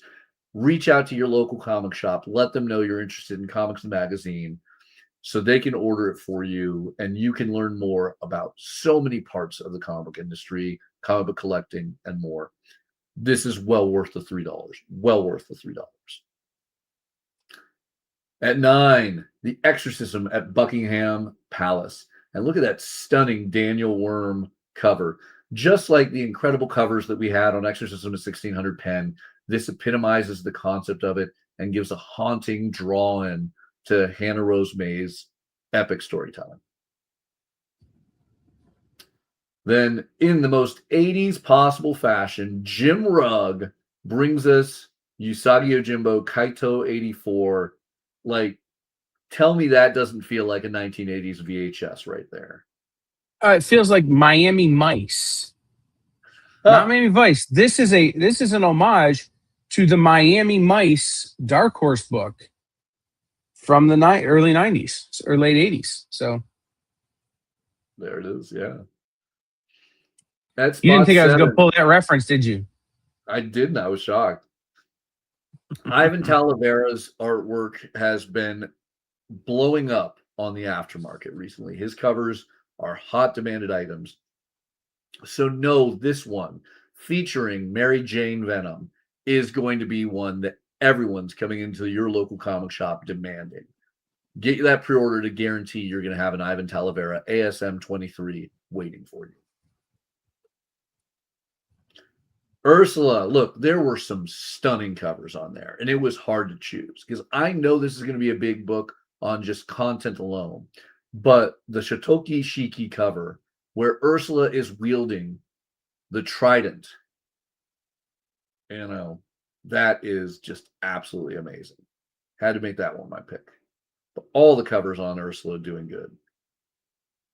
Then we get to our top 5. It is Star Wars Shadow of Maul, Dan Panosian. I don't think there's a better cover artist, honestly, in the industry right now. Look, there's covers that might be better, but as a whole, Dan Panosian is 10 out of 10, 100 out of 100. There is a 0 failure rate. Every cover he has done over the last few years has been perfection. There is no failures coming from Dan Panosian. I think you take the word cover out of that statement. He's just there. I don't know that there's a better artist going right now. He's even a brilliant writer. I mean, it's just Dan Panosian, right. Top of his game. Yep. Hot as ever. All right. Then we get Absolute Wonder Woman 17, or the Riley Rossmo cover. Perhaps because I'm in Calgary right now, where Riley Rossmo, used to live and, work at a local comic shop out here. I had to spot it out. But if you've noticed, with each one of the Absolute titles over the last 4 months, there's been one cover that skyrockets ahead. And it is normally the unique artistic style cover. I think this is going to be it for Absolute Wonder Woman 17. This Rossmo cover with our Pegasus skeleton in the background, the big, bold Amazonian look. This is going to be a huge one. And then the new Joker, or the new reimagining of Joker, perhaps the future absolute Joker, as Kyle has predicted. Dustin DeWin paints us a new picture, and a very literal form of painting, of our new Joker on Batman #7. And I think this issue, you know, there hasn't been an issue of the last 6 issues of Batman that hasn't sold out and done great, but I think this issue is going to bring it to whole new levels. Like, we're in a weird era, I have to admit, of comics doing better on later issues, which is an opposite of the history of comics. And it's very exciting to see. And I think it tells a lot of the great content being put in these books. This cover makes me uncomfortable. Let's move on. All right. DCKO #1, that third printing. Again, you're getting the absolute trinity of Superman, Wonder Woman, and Batman along with Booster Gold on that DCKO #1. No one's going to order enough of this. It's a guarantee. No one's going to order enough of this. Absolute numbers. You watch. The most Booster Gold thing ever is to be in the Trinity and be like, yeah, we're a Trinity. And Batman, Superman, and Wonder Woman go, with you, there's 4 of us. Yeah, it's a Trinity. You know, like, it's just Right. the most Booster Gold thing ever. And then, because the absolutes and the trinity of them all cannot be evaded, our #1 is the Free Comic Book Day edition hardcovers. Now, yes, I get it has the Free Comic Book Day title in there because they'll be exclusive at Free Comic Book Day, but these are not free hardcovers. However, they are a steal of a deal at $25 MSRPs or $24.99. You get those stunning Jim Lee covers on the hardcover editions of Absolute Superman Volume 1, Absolute Wonder Woman Volume 1, and Absolute Batman Volume 1. These are going to be in demand. They will be sought after. There will be places that don't get them. So make sure that your store is one that gets it because you told them you want them. Get all 3. You will not miss out because Jason Aaron, Kelly Thompson, and Scott Snyder are writing the best of their lives in these titles.